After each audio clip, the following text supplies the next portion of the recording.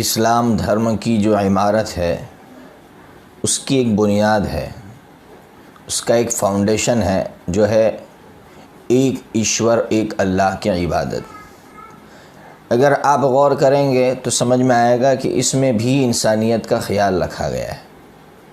کیسے؟ وہ اس طرح کہ اگر آپ ایک اللہ کو چھوڑ کر درخت، جھاڑ، دریا، چاند، سورج، ان تمام چیزوں کو یا انسانوں کو پوجتے ہیں تو اس کا مطلب آپ اپنی توہین کر رہے ہیں، کیونکہ آپ اپنے نوکروں اور خادموں کے سامنے جھک رہے ہیں۔ گویا اسلام کی بنیاد ہی میں انسانیت کی عزت ہے۔ اس کا دوسرا پلر ہے زکوٰۃ۔ زکوٰۃ کا مطلب ہوتا ہے آپ کے سال کی جو انکم ہے، آپ کی جو ضروری چیزیں ہیں، اس کے خرچ کرنے کے بعد جو انکم بچتی ہے اس کا 40واں حصہ آپ غریبوں کو دیجئے، غریبوں میں لٹائیے۔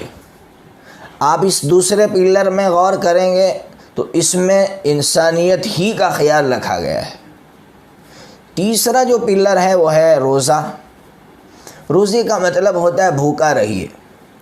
آپ اس میں بھی غور کریں گے تو اس میں بھی انسانیت ہی کا خیال رکھا گیا ہے کہ بھئی جب آپ بھوکا نہیں رہ سکتے ہیں تو آپ کا ایک غریب بھائی کیسے بھوکا رہ سکتا ہے۔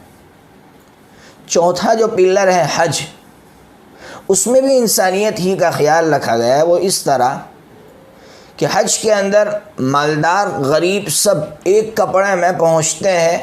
میرا مالک یہ کہنا چاہتا ہے کہ کوئی بھید بھاؤ انسانیت میں نہیں ہے، سارے انسان ہونے میں برابر ہے، کوئی اونچ نیچ نہیں ہے۔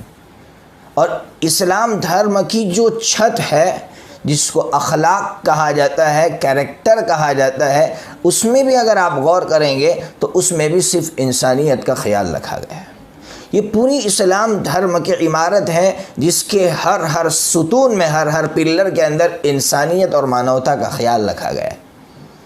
اس کے برخلاف آئیے، جب یہ اسلام دھرم اس دنیا میں آ رہا تھا اس وقت جو اوتھینٹک دھرم تھے، جن میں خاص کر یہودی دھرم، اس کے اگر آپ پلر دیکھیں گے، اس کی عمارت میں اگر آپ غور کریں گے تو اس کے پلروں میں سب سے بڑا پلر، سب سے بڑا ستون ہے سود اور بیاج کا سسٹم۔